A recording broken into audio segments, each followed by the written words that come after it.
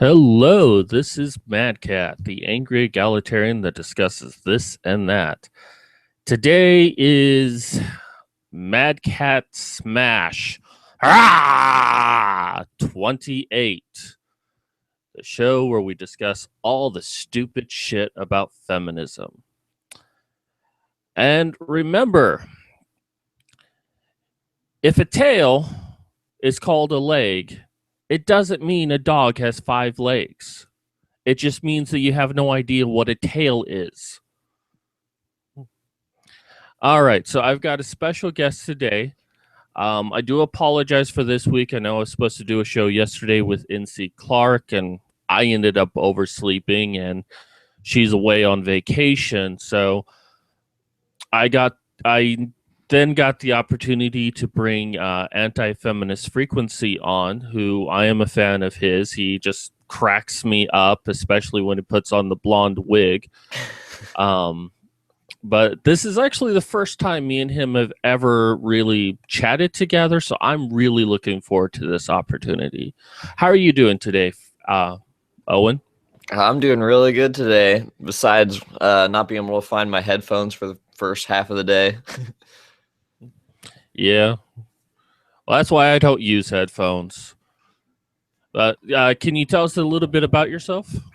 Yeah, I've been doing the Anti-Feminist Frequency channel for probably like 8 months now, and I just decided to get into it because I used to do satire on my old channel, but that was kind of dying down, and I just wanted something to talk about, and feminism is basically one of the most interesting topics to me to talk about, so... Yeah, I think they keep me really employed doing these shows every week. I've started doing twice a week now, and I still find plenty of articles to do. Right. They're everywhere. All right, so let's go ahead and get started today. Got some fun articles to do.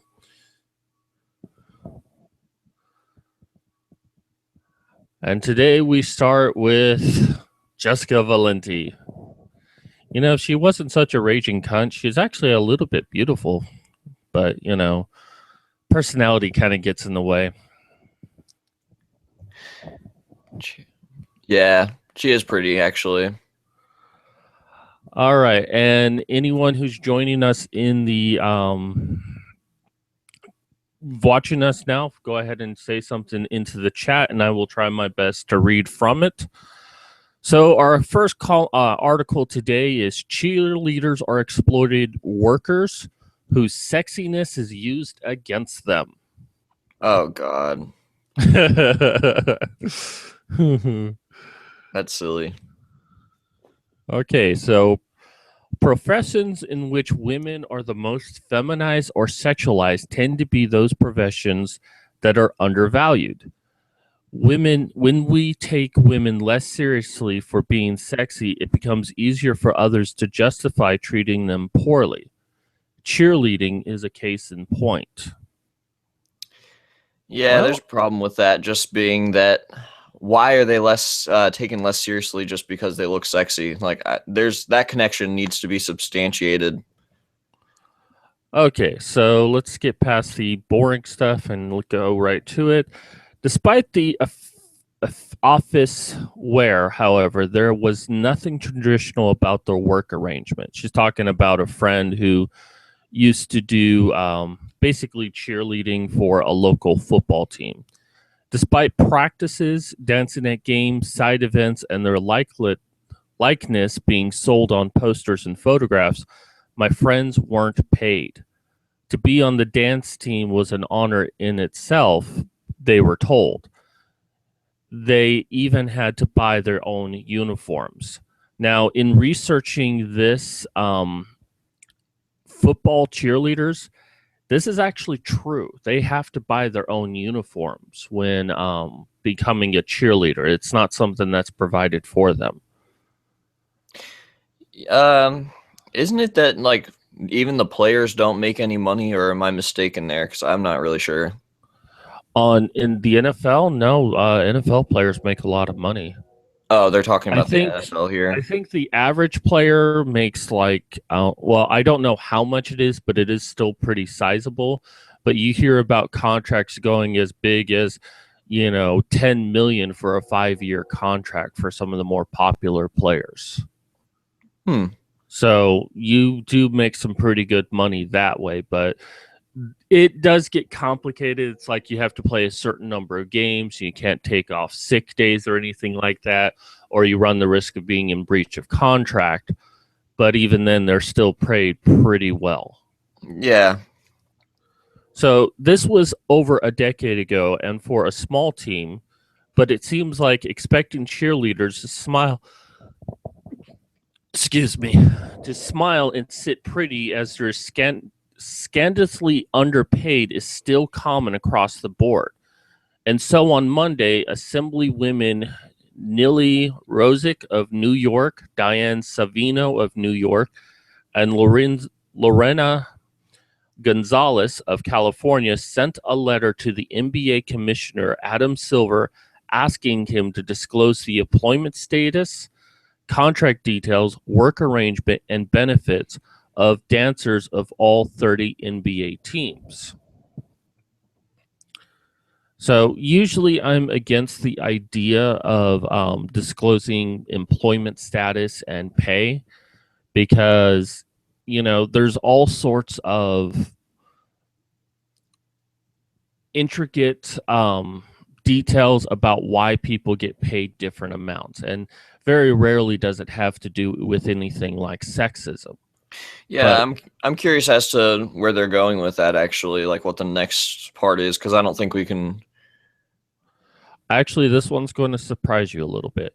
The NBA profits from revenue generated by dance teams who represent the franchise on and off the court, they write.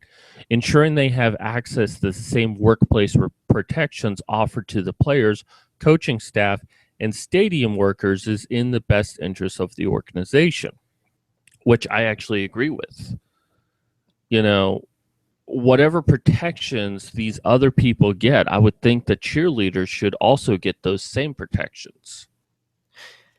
Yeah, it's interesting to think about. I'm not really sure that much about sports or cheerleaders, but what I would say is that I don't think people watch like the cheerleaders on TV, do they? So, Um, or do they? Only Because I'm if not they're really. shown, but they're often like shown for a few seconds. You only really see them when you actually go out to games. So they're more entertainment for the people at the game then.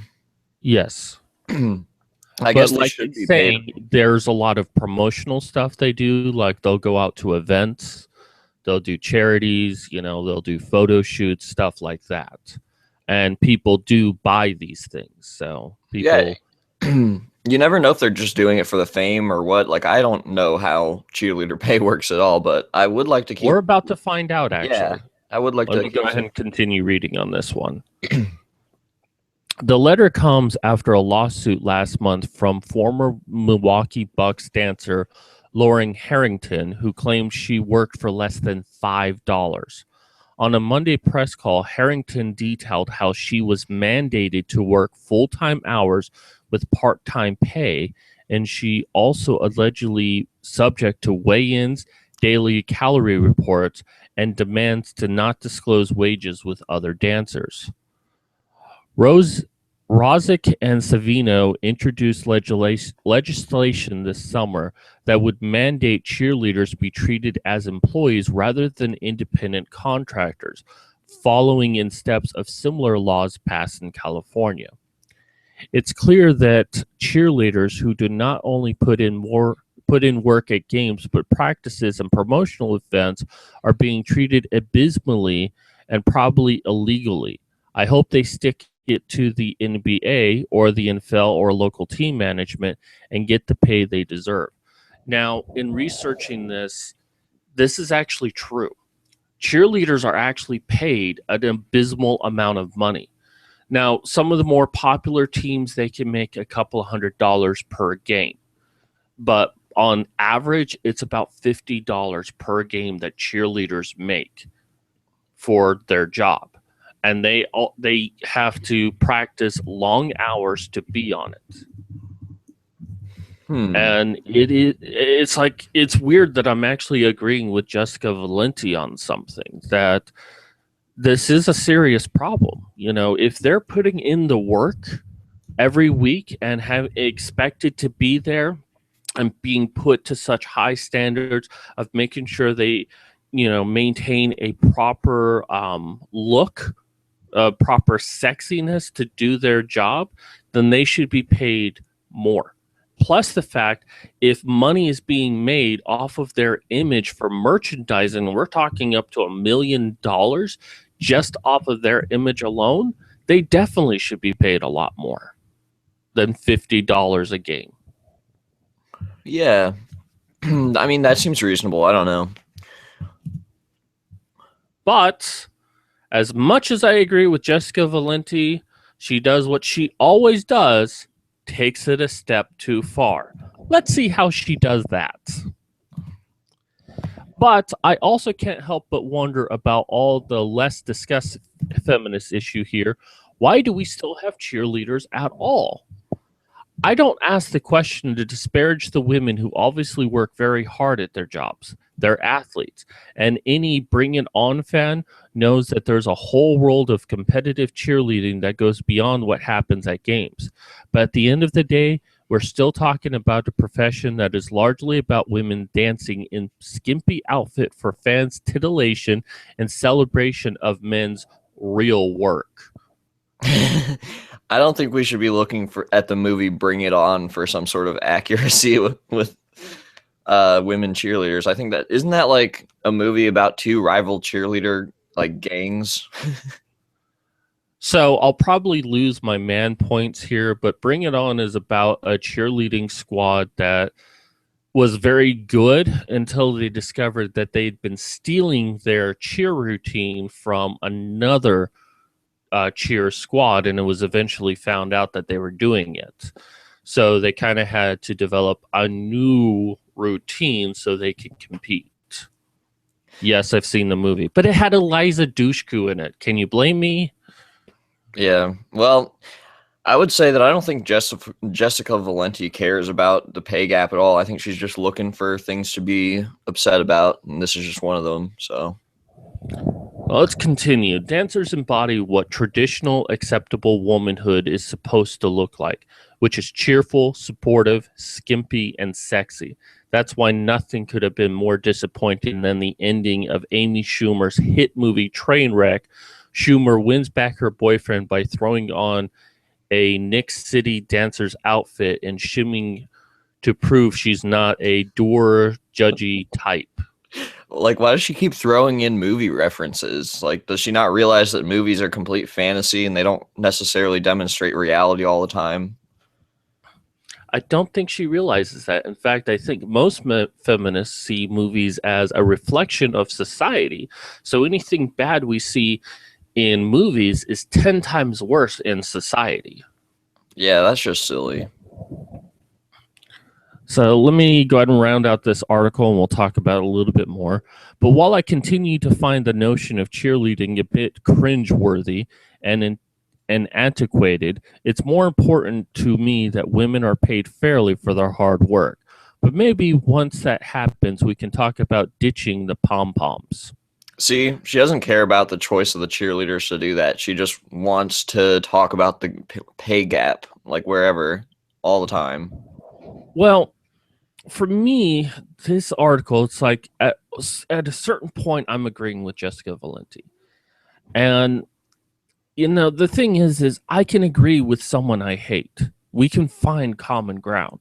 And that's what we should be trying to do. But then she tries to take it a step farther. And this is something that I notice a lot in my shows every week, is that feminists will take on an issue such as the pay gap for like cheerleaders, something that's actually valid argument, and then use it as a soapbox to discuss their own politics about something that has nothing to do with the article itself. And that's all Valenti is doing. She doesn't really care about the cheerleaders. To her, it's a means to the end. It's a way of saying, yeah, we should fight for the cheerleaders. Let's have them get equal pay. And then as soon as we do, we're going to tell them that they're horrible people for dancing around in skimpy outfits and trying to get male attention. She doesn't care about the cheerleaders. They are just a tool for her to use to get some sort of political edge in the manosphere. Yeah, that's just why I don't trust her at all. I don't like I would have to do a lot more research about sports and cheerleading and what they get out of that to agree or disagree with her, but it seems like she's kind of just throwing all this out there so that you agree with her feminist talking points at the end. Yeah, it is a manipulation. I'll give you that. I have done a little bit more research into this, and maybe more research is needed. But from what I understand, women know going into this that they're going to be paid very little, and that oftentimes they do it more as an opportunity to network. Because if you're doing something as important as being a cheerleader for a sports team, and men like sports teams, especially those that make a lot of money, that means there's a good chance you'll run into these people, especially if you're doing charity events. For the example of the Dallas Cowboy cheerleaders, which is believed to be like the pinnacle of cheerleading. Like, you get on the Dallas Cowboys, you've made it as far as a cheerleader. And I'm sure someone's going to debate me on that one, but they're like the top of the line, and they make pretty good money, but still not that much.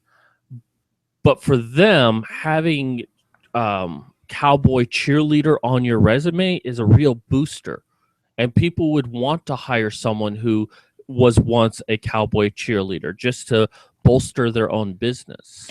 Oh yeah, and I mean I typed in cheerleader into Google just like to get kind of a general impression. It seems like these whole like cheerleader calendars sell really well. So if like a certain cheerleader maybe wanted to brand herself, that seems like it would be really successful.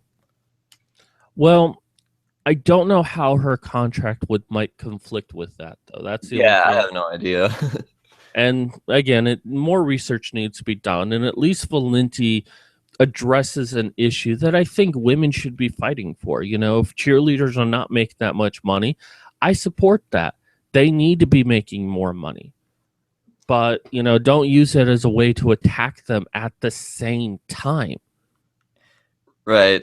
So did you say there was some article that like really caught your attention and brought this stream up a couple days? No. Oh, really? Oh, never mind.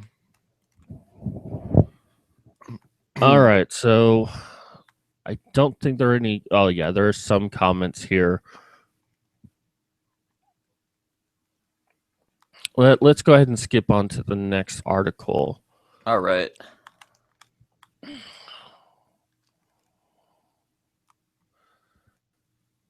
How Supergirl is disappointing its feminist fans. Oh gosh. A quick shout out to Sandre Guy. Hello to you. He says feminists can't differentiate between fantasy and reality. Probably referencing when we're talking about that feminists can't tell a movie as a fantasy. Yeah. I have to talk about that all the time because it's one of the biggest things with feminists.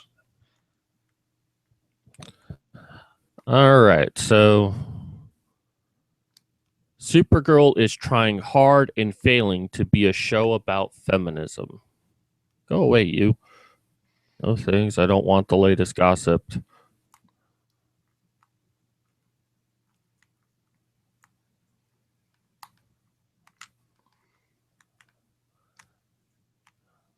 I hate my computer sometimes. Hold on while this loads up. Well, considering I've never seen Game of Thrones, I probably fail.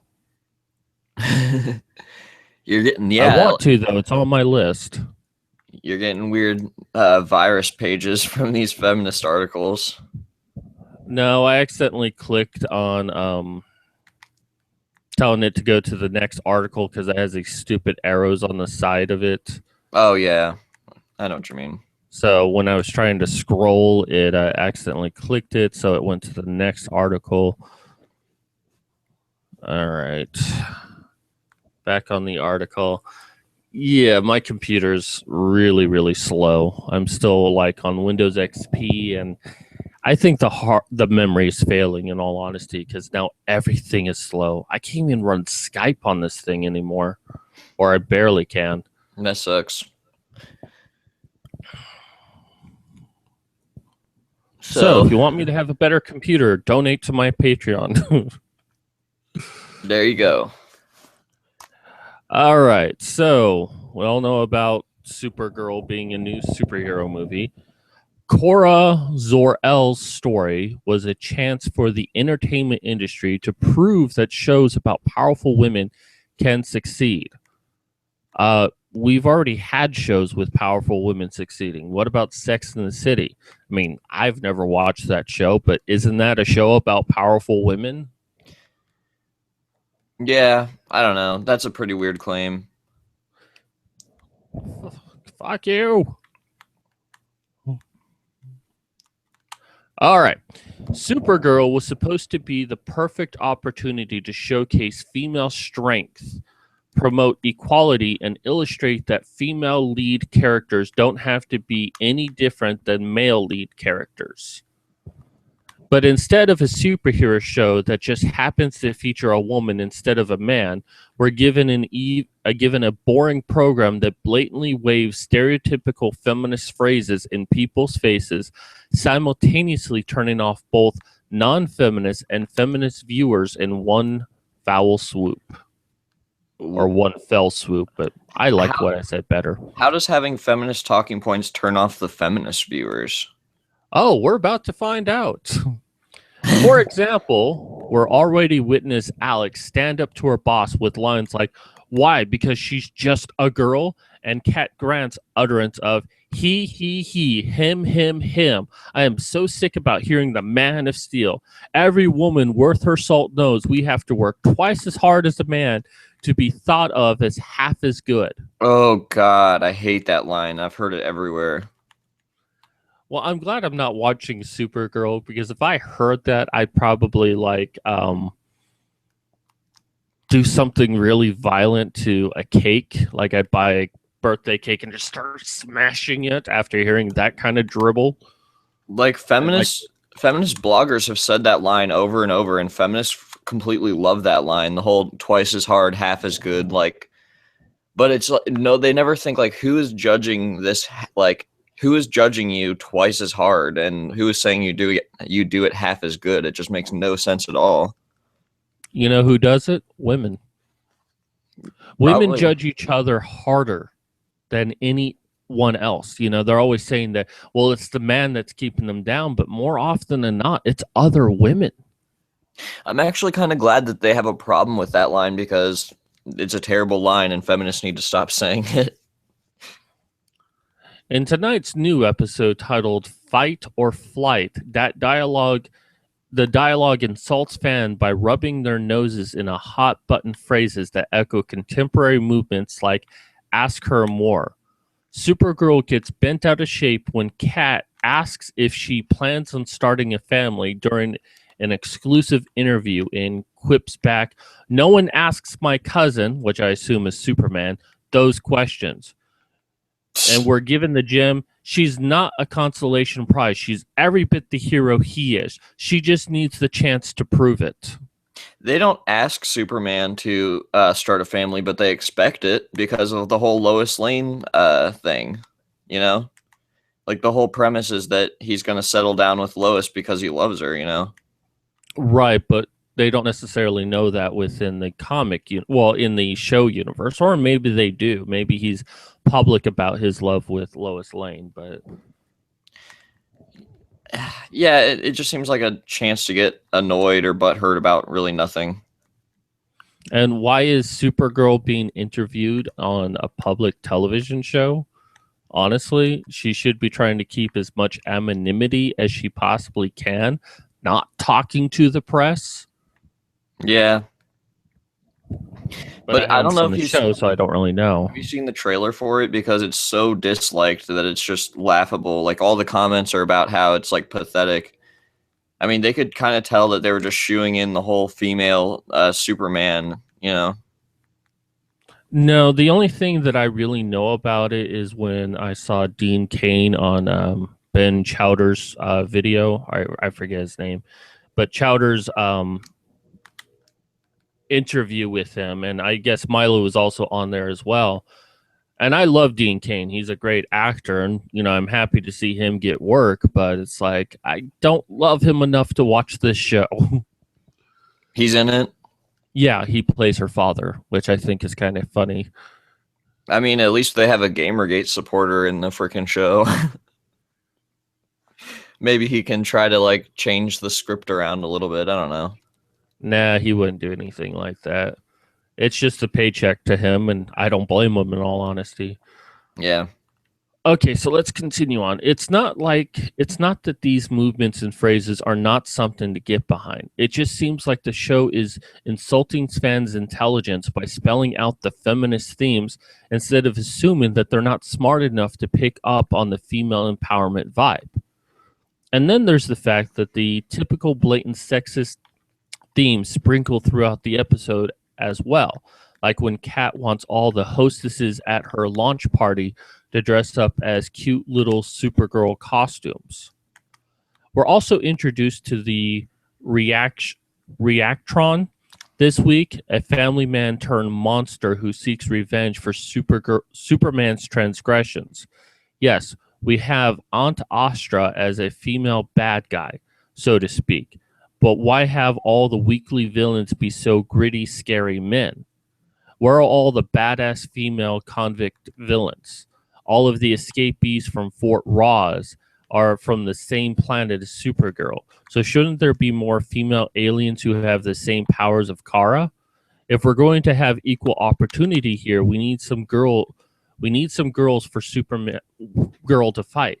Well, you know what? That would be all well and great to have some female villains, but the problem with that is anytime there's some sort of bad, evil girl somewhere, it's always seen as being sexist.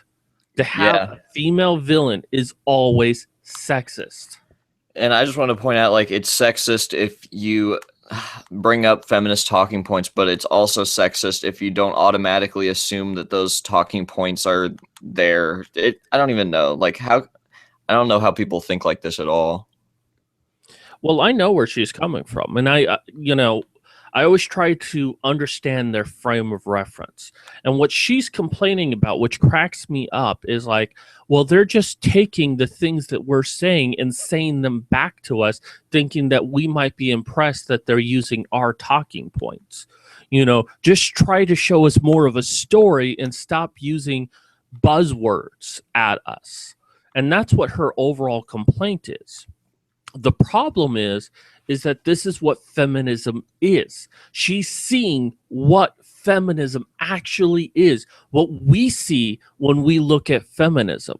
And she doesn't like it. She wants something more. It's not enough to have a feminist show. It has to be the ideal feminist show that women can do no wrong ever, and that the world is just against women in all sorts of ways, and it can't ever be that it's only in their head that the world is like this. So a woman saying, oh, you just don't like me because I'm a woman. You don't give me that promotion because I'm a woman. No, you actually have to show the misogyny of a man saying, well, I would promote you, but you're a woman, so I'm not going to do it. Because to them, that's realistic. So basically, feminists ruined the show by wanting to put in feminist talking points, and now feminists are mad at feminists for putting in feminist talking points, right? Pretty much, yeah. Yeah, that's ridiculous. They wanted a feminist show, so they got a feminist show, and now they're bitching that they're getting a feminist show. That is so like, I don't even know what to say about that. We may as well move on because that's just that's all you need to say, honestly. Yeah, it really is. But I just find it so funny that this is just how feminists are. You cannot please them. You know, I just had a comment on Twitter with Sierra McCord, and she's saying, you know, don't give in to feminism because nothing will ever make them happy. And I'm like, well, look at Call of Duty. That they complained that there were no female characters to play. And so the newest Call of Duty gave you a female character to play. And then I saw an article where feminists are angry that there's violence against women in Call of Duty. Yeah, it's kind of like that shoe on head quote. I think it's like you don't like what I'm wearing, stop oppressing me, or something like that. You know what I mean? Like feminists are just fighting themselves. Or I forget what the quote. Do you remember what the quote goes like? I know what you're talking about, and I'm trying to think about it.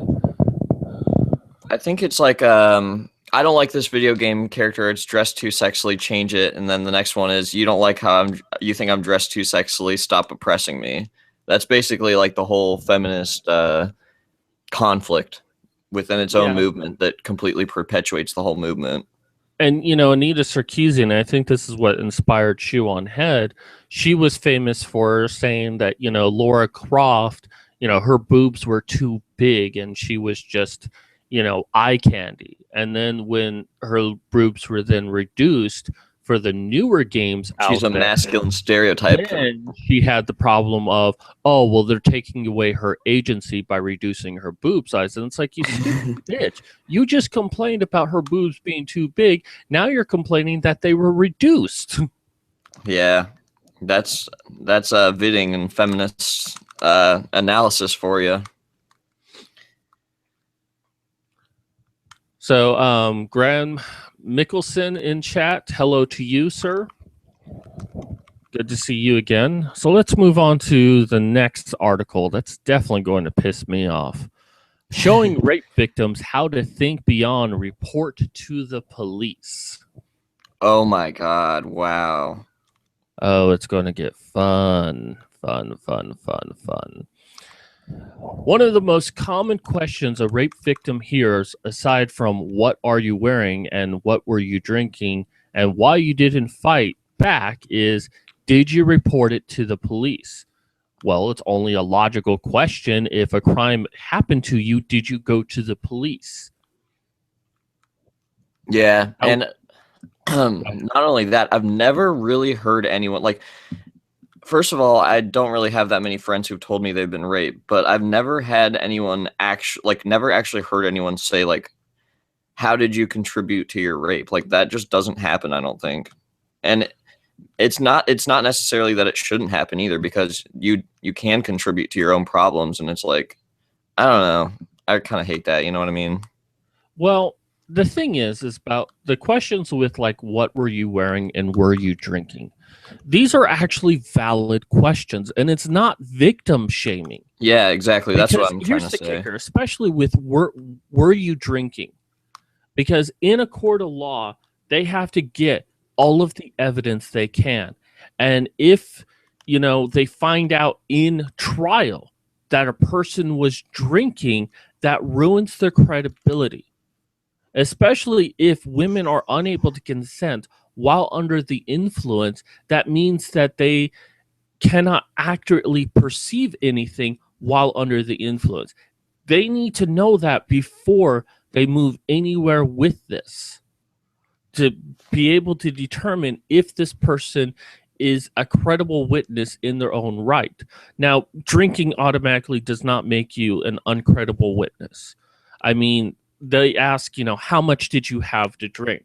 Oh, you only had one beer? Okay, you're perfectly cogent to know what was going on around you. Now, if you say that you had an entire keg, they're probably going to take the effect of, okay, so while there's still the possibility that you got raped, there may be details that you don't remember correctly. So when we go to investigate this, we have to keep this in mind. This is police investigation. This is the way it's supposed to be. And yet feminists get so butthurt because it's like, well, they don't believe me. Well, of course they don't believe you. That's not their job to believe you. Their job is to find evidence. Yeah, and I want to see this logic behind why rape victims shouldn't be going to the police because I'm sure it's pretty golden. All right, so let's go ahead and continue. Despite studies that show that police officers are just as likely as anyone to accept rape myths along the lines that men can't be raped, that women should be able to fight off rapists if they really want to, and that women are likely to make false accusations because they get attention, and despite statistics that show that 2 to 3% of rapists are ever convicted and jailed, and despite flaws in standard investigation procedures and reports of hundreds of untested rape kits, and despite reports of rape perpetrated by cops, there still seems to be a perception, maybe perpetrated by Law and Order SVU, that reporting a rape to the police is the first step in getting justice. Now, the reason why this is highlighted in green, except for the purple at the end, is that this is one long sentence. There is no breaks in here. And in fact, it misuses semicolons a lot. As an author myself, I'm embarrassed for this article. I mean, there's a lot of things to be angry about, but my God, that's just horrible, horrible writing. Yeah, well, what they did in the green was basically they used every single feminist talking point, but they made sure to add in the idea that men can't be raped that feminists perpetuate. So, like, that kind of annoys me because it's like they want men who are annoyed at the idea that they can't be raped to like agree with all these terrible feminist talking points that basically keep them seen as perpetrators. And this study that they're referring to, I looked it up a little bit. It's basically they asked 2 precincts in the southern states about their perceptions of rape and all of that, and they asked a lot of police that don't deal with rape cases. They don't deal with their suspects who might have gotten raped or rapists themselves. So yeah, that might skew the results a little bit. But Yeah. then again, you're only asking in the South. You're not asking in the Northwest. You're not asking in the Northeast or the Southwest. You're asking in the Southeast. So, I mean, and culture between those 4 is going to change rapidly. Well, plus the fact that I'm quite certain that, New York probably has more rape cases than the rest of the United States combined. I need citation on that, so don't quote me on that. But I'm sure that there's a lot of rape going on in New York, so the perception of police in that area would be far different than the South. And it's like, why go to the South to try to get an understanding of that unless you're trying to prove your point and you're asking somewhere where rape was not as prevalent as, say, somewhere of New York. If you actually asked New York cops this and then you found this, I'd be like, okay, that's a cause for concern. Yeah, there is a problem with feminists looking for a conclusion before questioning if it's actually true. And I will say it's not just feminists. Some MRAs do that too, but I've seen it more in the feminist camp. Yeah, I agree with that. Graham Mickelson, I would like a feminist to give me one example of someone saying, "What were you wearing?" They'll probably give an example of a cop asking so they could get DNA. That's also a true point right there. Yeah, like you'll hear that all the time, like, oh, she's asking for it, or she was asked these questions. It's like, are we gonna just assume women are so like weak and helpless that they're just like shaking in the corner, can't even answer any questions? Because that's not really how I see women. So let's go and continue. That's what Michelle something thought anyway. She had been raped by a man that was dating back in January 1979 during her first year at the University of Chicago. It took her a long time to realize that what had happened was rape. She continued to date him for 6 more months. In 2004, her assailant found her contact information through the university alumni website. I started shaking, she remembers now. This past June, she decided to file a police report. I want you to take this into context. She gets raped in 1979, and only in 2015 she decides to file a police report. 36 years later, she files a police report.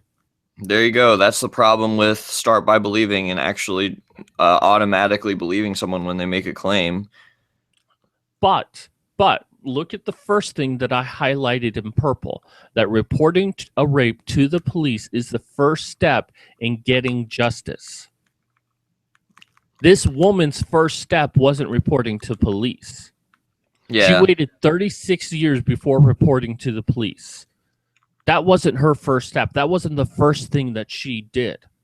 So this whole article is based off of a shaky foundation to begin with, that, telling women the first step is to go to police won't actually do anything. If your first bit of evidence is because a woman waited 36 years before she actually did it, and look at what it's saying here, that she had sex with a man and then later learned that it was rape after several years. And then in 2014, she fully knew that it was rape, and then still waited 11 years after that point to finally go to the police. Yeah, I had a point, but I kind of forgot it. So but my point is basically, no, you can keep going because I completely forgot it. Slipped my mind. I'm sure we'll come back to you. There's still a lot more to this. She didn't expect anything to come of it. Then why do you fucking do it? It was too long past the statute of limitations for pressing charges, but she wanted a public record that something had happened. She told the police that she and the man had gone on a date and they smoked pot he had gotten from somewhere. She wasn't sure. And then returned to her dorm room where he raped her. So here's what actually happened. She went on a date with a man. She got high with him, agreed to have sex, dated him for 6 more months. Then a few years later, met another feminist who told her that she couldn't have given consent because she was high. So that means that the man raped her. It took her a few years to be like, yeah, that's exactly what happened. I got raped. And then 20 years later, remembered the whole thing, got her hand started shaking when she found out. Then 11 years later, decided to file a police report. Yeah, and what I'm seeing here is that this is when you don't go to the police and you don't actually prove that something happened. This is a case of his word versus her word, and this obviously shows that people are going to side with a woman every damn time. Not quite. Well, let me continue reading before I explain that a little bit, because you'll see what I mean. It was a positive experience, she said, filing the police report, to see it labeled. They said it was aggravated criminal sexual assault because he had given me drugs. So, what? Well, let me continue. Later, she went to the police headquarters to get a copy of the report. She learned that the crime had been downgraded to a criminal sexual assault. The report, when she saw it, was filled with errors, starting with the spelling of her name. It said that she and her assailant had attended a party and then left together. They stopped to buy alcohol and marijuana on the way back to her dorm room. None of this, she says, is true. It was a nightmare, she said. It made me look so much worse. Well, yeah, you're talking about a rape that happened 36 years ago that was predicated on the fact that you got high and therefore couldn't give consent, but didn't report it for 36 years. So I'm amazed the police talked to you at all, because all you did was waste their fucking time with a police report, and you're wanting to just have it on record. No, it sounds more like a smear campaign against this person. to say, oh, look, he has a criminal offense against him, even though there's nothing that can be done about it. It's still on record that he did this thing. That's all this was. Like, For I whatever wonder, reason, you decided 36 years later to do something bad about him. You know when the best time to report rape is? The next day after it happens. But here's another good time to do it. You got raped in 1979? Well, 1979, 1980, 1981, 1982, 1983, 1984, not 2015. what I'm wondering here is she hasn't even detailed how she was raped. She just said, I smoked marijuana, so obviously I was intoxicated. Um, yeah, that doesn't make much sense to me. Does she consider herself raped just because she smoked marijuana, or is there anything deeper in there? She doesn't, this article doesn't say the details of the rape.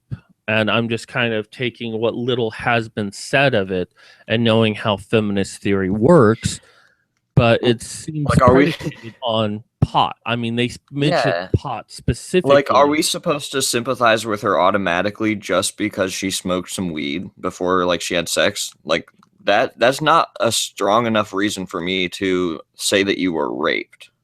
You know what I'm saying? And you know what? Maybe she was raped. You know, I've been on pop before and it fucks with me. I mean, I just get like really high and I can't really make any decisions whatsoever when I'm high. It's why I don't smoke pot. It's why I really don't get high unless it's like on a cigar or something. But so yeah, maybe she was actually raped. But to tell me that she knew that she was raped for nearly 20 years and she still waited all that time before reporting it, that kind of tells me she really wasn't raped. And if you don't report it right away, if you wait until the statute of limitations has expired and you don't expect anything to happen, then no, you weren't raped.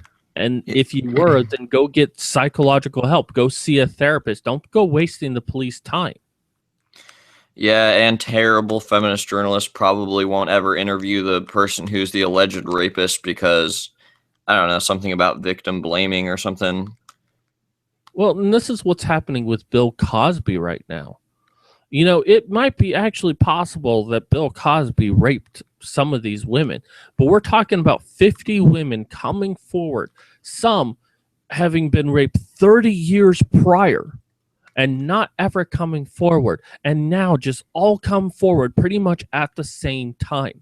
That seems like a, I don't, yeah. I mean, I don't really know much about that, so I guess I shouldn't comment on it. Well, even if, you know, he did rape a couple of those women, it's hard for me to believe that he raped nearly 50 women and none of them ever went to the police. None of them ever went to the media and said, I got raped by Bill Cosby. Especially as big of a celebrity he was, it makes it very hard for me to believe that it's actually true. And in fact, there was a case in Arizona, which is where I live, of this boy in high school. He went to jail because 13 women came forward and said that he raped him in middle school and in high school. And it was later found out that all of these women were lying. All of these girls, they actually had a Facebook conversation with each other about how they're all going to say that this one boy raped them. And he had to spend a year in prison because of that. And as far as I know, these women have not received any jail time. Yeah, I hate how strong feminists believe that false accusations are rare. Like, how can they look into the motivations of every single woman who claims to be raped? Like, but then again, they'll say false accusations are rare, but they'll say men who are falsely accused is also rare. You know what I mean? Yeah. They'll say that it's better for an innocent man to go to jail for rape than than no one to be convicted. Oh yeah, and if it didn't happen, well, at least then he can examine his motivations towards women and crazy gynocentric crap like that. I And think that men deserve to be raped in jail. I think that the dialogue behind rape is just it's just really poisonous. That's why I do what I do. Someone needs to be talking about this shit. But let us continue because this is about to get worse. During a conversation with Christine Evans, the legal director of the Chicago Alliance Against Sexual Exploits, she learned that the error-filled police reports are not uncommon. If I had known before I made the report that there was a good chance the report might not have been an accurate document, I would have handled it differently, she said. After all, she didn't necessarily want to pursue justice through the legal system. Many survivors simply want validation of what happened to them and an admission of wrongdoing, she explains. Well, if this is what you want, the police is not going to be the place to get it. The police is about getting justice. And if you waste their time, they're not going to take you seriously. I mean, I'm surprised they didn't laugh in your face, in all honesty. You're talking about a crime that happened 36 years ago. If she really wanted just that to happen, then why not just contact him and be like, hey, I was with you 20 years ago and we smoked pot in your dorm room and I didn't like that I was high while we had sex and I don't really think that that was appropriate. Like, since that's what I'm gathering from the article. But even then, that's not good enough for her. She wants to go to the police so that they can force him to validate that it was rape. Like, I just don't understand this at all. Well, that's why I think this is nothing but a smear campaign to have on record that he has a criminal charge against him, even though it's outside the statutes of limitations. You don't even have to have the full context of that to have such an accusation made against you. Yeah, and to have a bunch of feminists writing about it and sympathizing with you. All they needed to hear was that she smoked some weed, right? Yeah.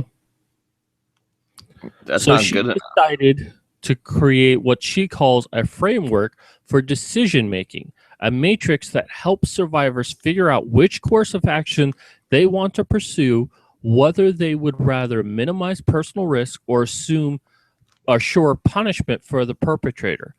It is the most complete and complex form. The matrix offers 200 options, but in its simplified version, it runs as follows. So, if you as a female get raped and you want to disclose the violation informally, go and tell your friends. If you want to do an institution, alert the campus authorities. But if you want legal, go to the police. No, there's a problem with informal telling your friends because that's not necessarily true. And having everyone believe that some guy is a rapist just on your word alone is really that's a problem, Not for feminists. Obviously. Establish personal safety. I love this one. The informal thing to do when you get raped is to block that person on your cell phone. What? Because that's going to stop a rapist. Oh, shit, she blocked me on her phone. Now I can't call her up and say, hey, let's cook up tonight so I can rape her. Oh, my God. Institution, request change of classes for self or violator. So go to your school administration. Yeah, this guy raped me. Is there any way I can change classes? Or can you make him change classes? Because I really like that class. Oh, do you want us to call the police? No, I just need you to change the classes around, please. So you can establish personal safety by blocking him on your cell phone, but you can't establish personal safety by getting a restraining order and going to the authorities. That's what the next one is, file order of protection, which would be a restraining order. Like, blocking him on the cell phone shouldn't even be on this list at all. And the last category, hold violator accountable. Go to them and ask for an apology. There you go. The institution, file disciplinary complaint. So you don't want to report them to police. You don't want to go to the campus authorities, but go to your school and say, I want to file a grievance against this person. What did they do? Well, they raped me. Oh, do you want to like report this crime? No, I just want a disciplinary complaint. You know, if they get 3, then they have to be kicked out of school, right? Yeah, Yeah, that's how it works. just go to the feminist kangaroo courts on campus because that's obviously fair for the men. And the last one, cooperate with criminal charges, sue in civil court. So instead of getting like a criminal case, go ahead and sue them in civil court. Because, hey, it worked for O.J. Simpson, right? He couldn't get convicted for the death of Anna Nicole Smith, but he could get sued for the death of Anna Nicole Smith. Yeah, I don't know anything about that. Yeah, I've been alive for too long. But here's the thing. This entire matrix is stupid. If you get fucking raped, you need to go to the police. It's that simple. You don't wait a month. You don't wait a year. You go the next day. Yeah, and you don't go to these feminists- halfway institutions either. These feminists shouldn't be saying, you know, oh, well, you can't go to the police because they're not going to believe you. Or you shouldn't go to the police for this reason or that reason. You need to tell them to go to the police. Now, if the police choose not to do anything, then go to the media. Then do all of these other things. Well, some of these other things. If the police refuse to help you. But police take rape very seriously. And they might ask you some questions to establish whether or not you got raped. Because I've got news for you. If one rape is considered too many, then one false accusation of rape is considered too many. And the police need to do their job to determine if your case is valid. And we can't just listen and believe that every single case as being evidentiary, that it has to be true. Because why would a woman lie about this? We've seen women lie about this quite often. Yeah, women lie just like men, you know. But you know, this matrix is very damaging for women, that they're told that they can do all of these things to feel better about themselves. And you know, it's like none of these are saying, you know, go see, you know, mental health professional. Yeah, it in that way, in the whole like, oh, you aren't responsible for your actions, so you don't have to change any of your behaviors. That is kind of not helping women, but at the same time, I think it's infantilizing, but it's such a strong power that we shouldn't pretend like this is something. I don't know if you know what I'm getting at there, but basically, it's such a strong power to just be able to falsely accuse a man that we shouldn't take it lightly, you know. But you know, at the end of the day, for every single one of these things, it should be the same box: report to police. Yep. Because you know, if a crime actually happens, then you need to bring it to the police. Period. Is there anything else to this article, or? Yeah, there's a little bit more to this. Well, here's an interesting part. Aside from the rape, she has experienced 2 other violations. One from a massage therapist and one during a dance class. Neither incident, she feels, warrants filing a police report, but the Matrix would help her decide who she wants to know about what happened, whether she needs to take measures to ensure her personal safety, and if she wants her violators to be accountable. So, to date, she's had 3 violations that she considers to be on par with rape, and she, in 3 instances, has not gone to the police. Well, actually, 1 instance, but she waited 36 years. Yeah, that's why I don't trust this woman at all. I don't trust her word, and I don't think that she was raped by a massage therapist. At this point, I think that's probably a lie.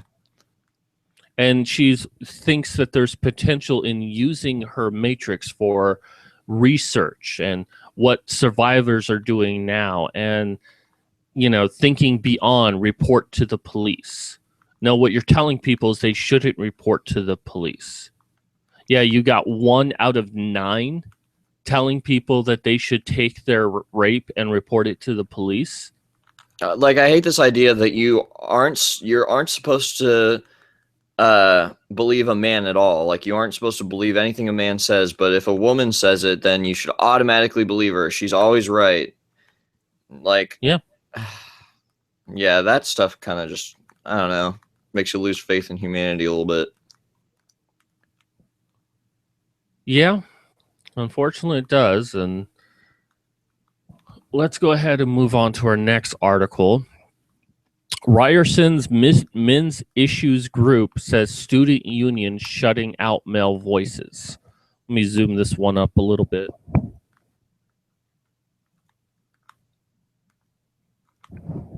That should be good. A Ryerson's Men's Issue Awareness Group has resignated the debate about what course is acceptable on university campuses. I think Ryerson is a college in Canada. Yeah, I've heard of it. Are you Canadian? No, I live in Ohio, actually. Oh, that's kind of like the American Canadian. I know too many people who live by in the Great Ohio. Lakes. Yeah, me too.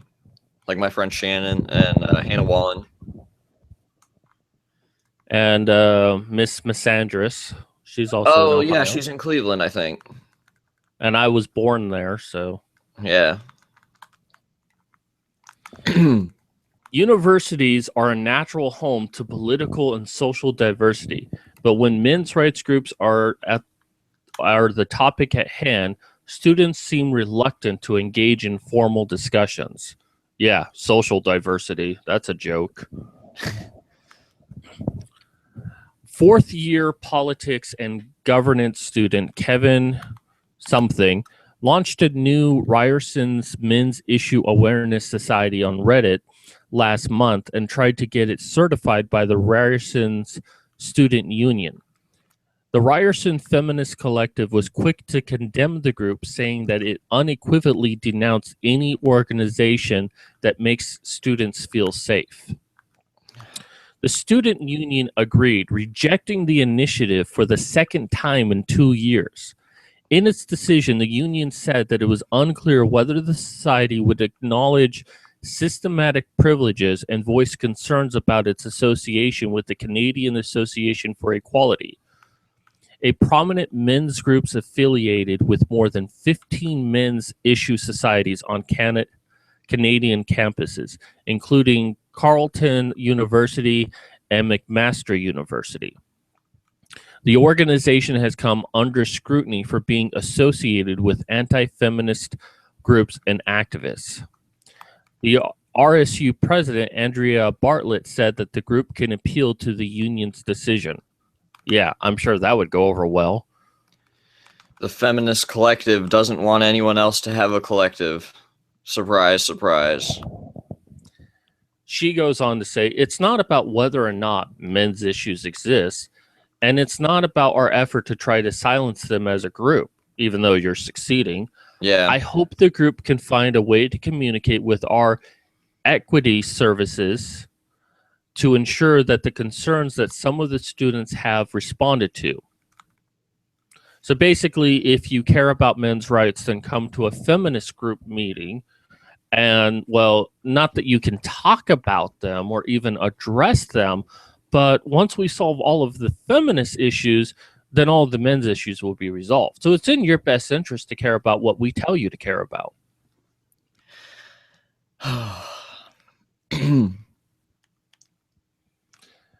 But Mr. Areola disagrees, arguing the student union is shutting down male voices. He goes on to say, women's groups and feminist groups have brought up men's issues in the past, but it's been a small fraction of what they do. And that's because they don't have the capacity or the expertise to deal with all of these issues at the same time. It's because they don't care is what it is. Well, yeah, that's really what it is. But he's being smart here. He's not saying, well, they just hate men. He's giving a logical reason for the group to exist. You know, they can't deal with both men and women issues. They mostly focus on women's issues. So let's have a group that deals with men issues. That's a logical sounding argument. Yeah. And you do like there's actually some educators on my campus who have to like kind of pussyfoot around feminists and uh I've been seeing that actually too, kind of a feminist pushback in the administration at Kent State. So, Mr. Areola added the society's membership has roughly 45 members, half of whom are male and female. The goal is to hold discussions with or without official support that will center primarily on masculinity and what it means to be a man in this society. And then there's some things that kind of happen. And I'll leave this on the screen for all of you to read, but we've seen all of these, like Queen's University, the protesters denied the ability to hold a campus space to hold a lecture. And I think what that was for Kathy Young. 2013, University of Toronto with Janice Fiamingo. so Even this Warren Farrell's controversy about the riot that practically happened outside his conference. so this isn't necessarily a feminist article then, is it? No, but it is Oh, it's just reporting a information. feminist issue. Yeah. That's interesting. So, I mean, we're seeing a pattern here, and it's one. This is just another brick in the wall.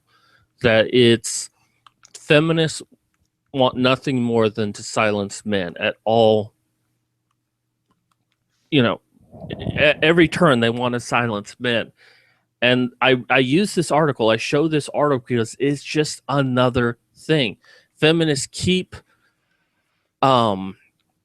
Alienating men. trying to. I lost my train of thought. Graham Mickelson said, "What an unfortunate last name," and I was thinking that too. Harriola. I don't mean to make fun, but it is a funny name. Yeah, it is. I lost my complete train of thought, but that's what I was saying. Feminists want to try to claim that, these aren't all feminists, and this isn't what feminism is about. And it's like, I don't ever hear feminists talk about these things, saying this is awful. We need to deal with this. Men need to have their own rights, to have a chance to have their own groups on campuses. You never see that. And yet they would try to convince us that what we're seeing here is the exception and not the rule. But the problem is we're seeing this on almost every single campus in the UK, in Canada, and in the United States, and probably Australia too. Oh yeah, pretty much all the first world countries of the world have this issue where men are not being able to create groups. And all feminists are saying, oh, well, they could join feminism. Yeah. Like I just recently did a video where I'm debunking this girl at Kent State who writes about how my town has toxic masculinity in it and all this.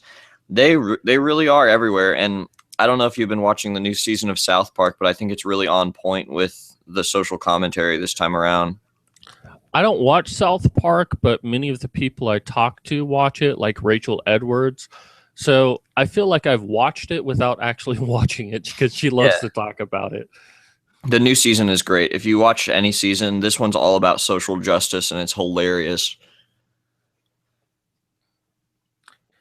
So this is more of a ha-ha article, but I'm proud of it. Fraternity named in debunked rape article sues Rolling Stone for $25 million.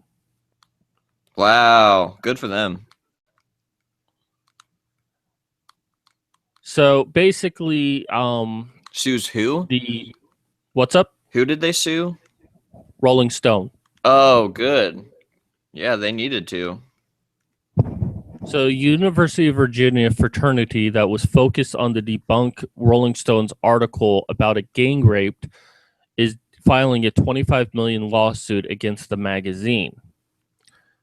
The complaint filed in Charlottesville Circuit Court also names the writer, Sabrina Rubin, Elderly, however the fuck you say it, as a defendant. It is the third filed in response to the November 2014 article, A Rape on Campus, a Brutal Assault and Struggle for Justice at UVA. 3 individual fraternity members and recent graduates are suing for at least $225,000 each, and the university associate dean, who claims that she was portrayed as a chief villain, in suing the magazine for more than $7.5 million. So it wasn't just the fraternity that got thrown under the bus, but also the associate dean for basically doing nothing, even Oh though she yeah, wasn't told about any of it. The that's Rolling what happens. Stone has no comment on it. That's what happens when you don't go to the police and you try to do campus witch hunts. Is it'll backfire on you and you'll get sued. And I hope that they do get sued for that, Rolling Stone, because Now, here's the thing, and that's why I'm still continuing reading this article, is people are going to come out and say, well, they're just trying to get money and blah, blah, blah. No, I think they have a legitimate case. And here's why. The article described in chilling detail a student's account of being raped by 7 men at Phi Kappa Psi fraternity house in September 2012. It portrayed university officials as being insensitive and unresponsive to the plight of the students, who identified only as Jackie, and suggested that the attack was an emblematic of a culture of sexual violence at the elite public university. The story horrified university leaders, sparked protests at school, and prompted a new round of national discussion about sexual assault on U.S. campuses. However, details in the lengthy narrative did not hold up under scrutiny by other media organizations. For example, they didn't host a party that night. Additional discrepancies led Rolling Stones to commission an examination by Columbia University Graduate School of Journalism, which said in a blistering report that Rolling Stone failed at virtually every step, from the reporting to an editing process that included high-ranking staffers. And by the investigation by Charlotte police found that no evidence to back up Jackie's claim. Rolling Stones retracted the article, but the damage was already done. And by the people that are suing, they state these allegations did not concern harmless fraternity pranks. These were allegations of ritualized and criminal gang rapes that Rolling Stone knew were the predicates of an annihilation of the fraternity and widespread persecution of its members. Rolling Stone and Early had an agenda, and they were recklessly oblivious to the harm they would cause innocent victims in their ruthless pursuit of their agenda. What I wanted to say about this was that this is the problem with rape culture hysteria, is that we're so encouraged to believe that these things are true that people, even journalists, will push this out because they want that shock story, because they know how much people care about this kind of stuff. And the thing is that this fraternity, what they had to face, what the Duke lacrosse team had to face. I mean, I remember with the Duke lacrosse case, I mean, there were people banging on pots and pans outside their dorm house saying, come out and confess. Yeah, I think I heard about that. There was like the entire campus that signed a petition to expel all of the Duke lacrosse team, even though it was only like 2 members that were supposedly guilty. They wanted to disband them, and they got pretty much every professor to sign that. Yeah. People's need to believe that these things are true is so damaging that people will just react without asking the facts first. Exactly. And it's like men will sign on to it because it's like, oh, I'm not like those men. And women will sign on to it because they believe women are all oppressed. So it's just, that's the problem, is the discourse behind these issues is so one-sided and so gynocentric that we're just automatically believing that only men can be rapists and all these other crazy lies. You know what I'm saying? Yeah. So I'm happy that they're suing. I hope they get it. And I hope that news journalism learns something from this, that you need to report the facts. You need to get all the information. They Yeah. won't, but I hope that they know that they're going to get sued for it. Yeah, it's what is it, libel, I think? Is it when you write lies about someone? Yeah, it's libel. I try not to deal with the terms libel and slander. I just use defamation, which both of them are. Hmm. Okay, so our last article for the day. Imprisonment of women is a feminist issue. Of course it is. Well, if you think about it, imprisonment of men is sort of a men's issue. Okay, so Tutwiler Prison for Women in Wetumpka, Alabama, is one of the top 10 worst women's prisons in the nation. Since 2009, it has been under investigation for harsh conditions. So, what does this phrase harsh conditions really mean? Rather than speaking generally about the specific conditions women face in prison, specifically Tutwiler, must be acknowledged because women's lives are put into danger every day. While the possible cause of incarceration, such as racial targeting, over policing, and jailing for nonviolent crimes, or at the for profit prison systems, are also important to address on a larger scale, first and foremost, imprisoned women daily lives and lived experiences must be taken into consideration.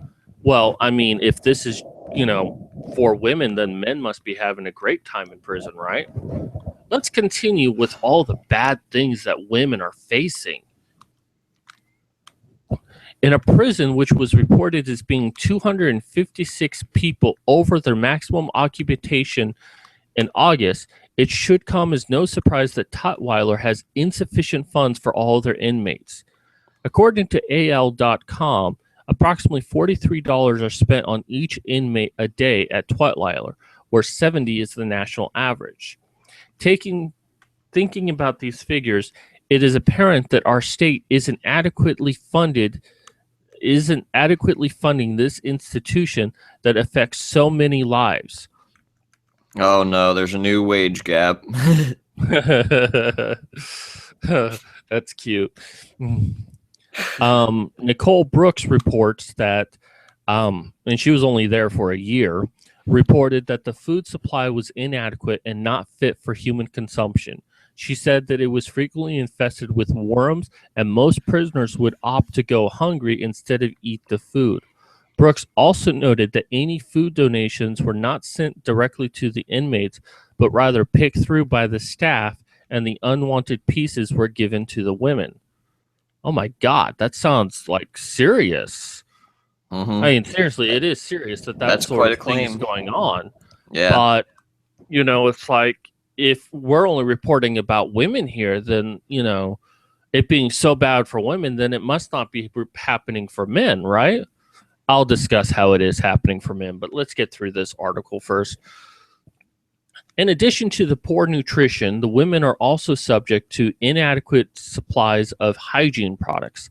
Pads and tampons are reported by the women and acknowledged by the U.S. Department of Justice as being unevenly distributed among the inmates. Some women report going months without any feminine hygiene products, and those that did receive them sometimes receive as few as 2 products per day of their cycle. The surplus of these products are biased distributed based on guards' daily disposition, with clean uniforms and laundry services also being undersupplied. This lack of sanitary products creates inhumane living conditions, embarrassing how unhealthy situations. Bleeding through already dirty uniforms, the women are not only stripped of their dignity, but also subject to the risk of developing and spreading infection. So the woman who was running for a marathon while she had her period and let it spread through her shorts, that was perfectly okay. But women in prison, oh, that can actually spread disease. Yeah, right. So basically, we're talking. This next paragraph goes into a bartering system, female hygiene products. Some people receive funds so they can actually buy these things, but others cannot. Not just for hygiene products, but also for clean clothes as well and other basic needs. And some will even have sex in order to get these items, which, yeah, I admit this is pretty bad. But this article is making it sound like that this is only happening at female prisons, and is not once mentioned what bad things happen at male prisons at all. So let's take a look at what happens. Incarceration in the United States. So here, this first graph here is a little bit interesting. I don't know how well you can see that. I can see This it well. green one on the bottom is for females, and this purple one at top is for males. There are 14 times more men in prison than there are women, first and foremost. Yeah, but we only want to hear about the women in prison. Well, I'm sure that there's articles about men in prison, so I can't just say that. And about 93% of all prisoners are men. But let's go down to some of the bad treatment. So let's go to conditions. So non-government organized Human Rights Watch claims that prisoners and detainees face abusive, degrading, and dangerous conditions in local, state, and federal facilities, including those operated for-profit contractors. There's concerns with prison rape and medical care for inmates. In a survey of 1,788 male inmates in Midwestern prisons, about 21% responded that they had been coerced or pressured into sexual activity during their incarceration, and 77% that they'd been raped in their current facility. Now, by feminist standards, coerced or pressured into sex is tantamount to rape. Yep. So if you combine these two together, we're getting nearly 30% of rape victims. But even if feminists wanted to somehow say that it's still only 7% of actual rape, well, you got to consider that there are over 2 million men in prison. 7% is about 140,000 men every year that get raped. The national average, or the actual amount of people getting raped outside of prison, is about 80 to 90,000. So nearly double the number of men in prison are getting raped than people outside of prison. That's what rape culture used to mean, was in reference to men getting raped in prison and society being okay with that. Basically, the whole "don't drop the soap" thing, basically normalizing rape until feminists kind of hijacked the entire rape narrative. Somewhere between 20 to 40% of American prisoners are infected with hepatitis C. So, if there's like any sort of STD, like if a prisoner has AIDS or hepatitis C and rape another prisoner, now that person has hepatitis C or AIDS. Yep. And there's nothing that can really be done for that person. Right. After the privatization of healthcare in Arizona prisons, medical spending fell by $30 million and staffing was greatly reduced. Some 50 prisoners died in custody in the first 8 months of 2013, compared to 37 for the preceding 2 years combined. The poor quality of food provided to inmate has become an issue, as over the last decade, correction officials looking to cut costs have been outsourcing foods to private for-profit corporations. A prison riot in Kentucky has been blamed on the low quality of food provided to inmates. There's also the gang system that's seen in prisons. But let's talk about overpopulation, because this article states that the overpopulation of this particular prison, it was 256 people over the maximum occupancy in here. But what about male prisons? Well, California's 33 prisons have a total capacity of 100,000, and they currently hold 170,000 inmates. So Yeah. not just 70,000 inmates over capacity, but for 33 different prisons. Yeah, and I think most modern people are interested in reforming the prisons. I mean, maybe not some special interest political groups who make money off of the prison system, but I think most people have a problem with incarceration in the United States. But there is a problem with making this into kind of like a gendered issue, because we could look at it across the board for both genders, or we can branch off and specifically look at one gender or the other, but I don't think that's ever going to fix the problem. Well, then there's solitary confinement, and I didn't know this until I read this page here, that, it's first off underreported, but they believe it's about 80,000 given any time that prisoners will be isolated in prison. However, it is condemned by the UN in 2011 as a form of torture.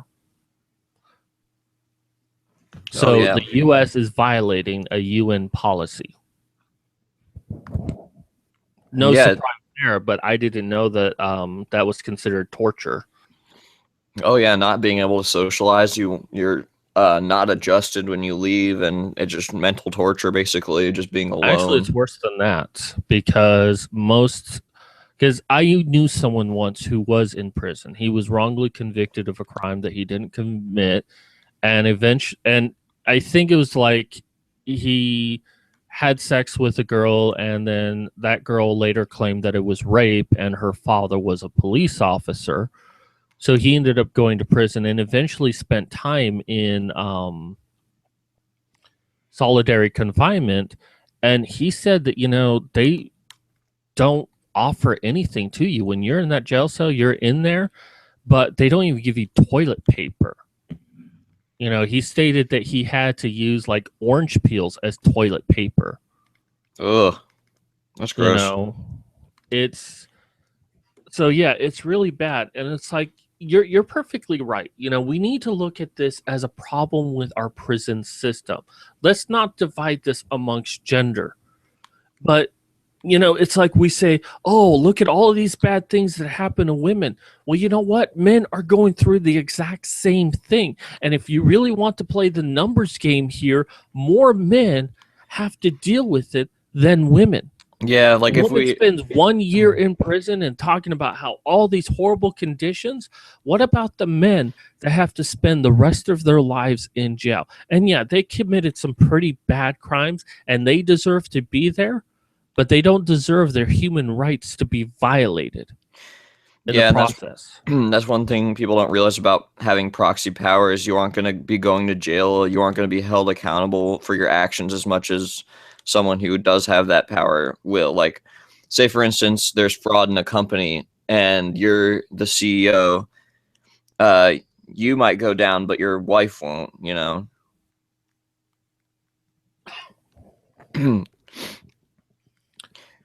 So, I feel bad that the women have to face this. I really do.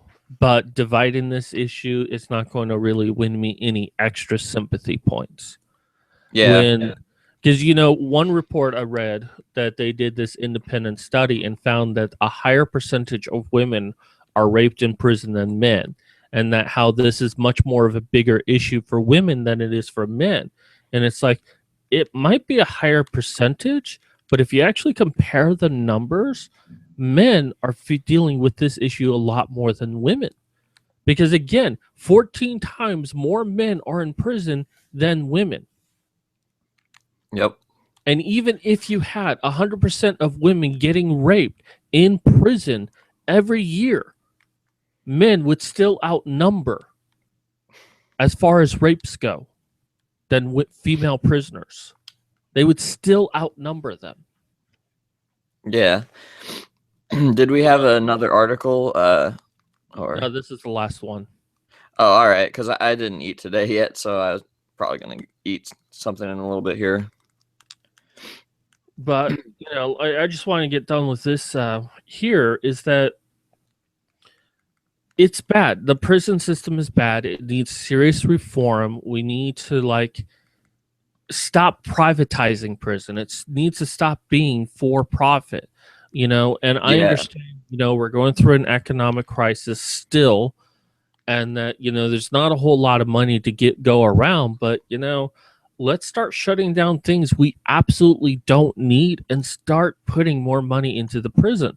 But for me, some of the things that we need to start doing is stop criminalizing things like pot, first and foremost. oh yeah, That would solve a lot of problems, because a lot of people go to prison because they're caught with pot on them. Legalize the thing, for Christ's sake. And it actually helped improve the economy all in the same time. Less prisoners and more money in the economy. But also, let's stop some of these crimes don't need to go to prison. Let's find other ways to punish people. Maybe house monitoring. I don't know. Or yeah, probation. I don't know. But there's got to be an answer where, first and foremost, less people go to jail. And that way, those that really do need to be there, there's more money to help them out. yeah. And I think it was maybe the Amazing Atheist who said something like, "We live in like punishment land where we'd rather see people punished and for their crimes instead of rehabilitated." And I think that's pretty accurate. We just want people to suffer for the crimes that they've committed, and instead of actually being compassionate and human and actually wanting them to participate in a society again in a healthy way. Yeah, and that is very true. Basically, going to prison is basically going to criminal university, where you Yeah, learn how to be a better criminal. And that's all it is. It's just a place to put people for a while and then say, oh, okay, you serve your time, you can go ahead and go free. And they're more likely to commit crimes again. And oftentimes people go to jail for things that are not, yeah, they're technically crimes, but they don't really deserve to go to prison. And they end up becoming a lot worse because they went to prison. yeah. I think it's kind of weird how we'd rather hear. Well, I mean, I guess I can't really say we'd rather hear, but like I don't know if you've seen the show Orange is the New Black at all. No, but I've heard about it. It's basically like about a women's prison. I mean, it's supposed to be like a comedy, but it's just kind of weird how we don't really have. Well, maybe we do, but I don't watch or I haven't seen many shows about men's prisons or the There was interplay the in show those. Oz. Oh, really? Then I'm sure they do it, but Yeah, it was supposed to be critically acclaimed, but it was on like Showtime, so not a lot of people have actually seen it. And it's supposed to be really good, and it kind of really shows how bad everything is. But I think it's one of those things that, people see that it's like, oh, yeah, prison's bad. And they don't really believe that what they're seeing is based on an element of truth. That prison is very bad. It is one of the worst places you can go. And while, yes, you are technically being punished there, you're basically going to be forgotten about.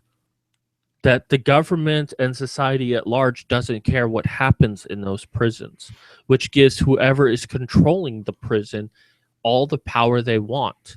And if you try to complain, either they'll try to find a way to make it difficult for you to complain, or it's your word versus theirs and you're a criminal. Why would anyone believe a criminal over an official who is a servant of the public?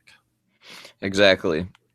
And I gotta go now, Madcap. But thanks so much for having me on, and I'll definitely come back on again if you want me to. So just let me know. All right. So good to see you. I'm going to go ahead and close up. Um, take care and definitely have you on in the near future. Yeah, it was an awesome talk. Thanks so much for having me on. Definitely. All right. Talk to you later. See ya. Bye bye.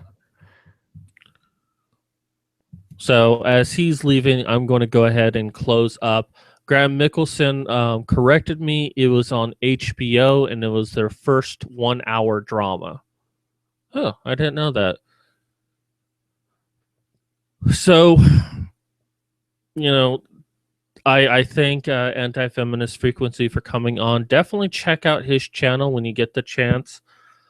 He does some funny stuff, especially when he puts on the blonde Pippi Longstocking wig on. It's funny stuff. He cracks me up. I guess a lot of people crack me up, but definitely check out his channel when you get the opportunity. He unfortunately just like woke up when he started this video, so um, he hasn't gotten a chance to eat. So I can understand that.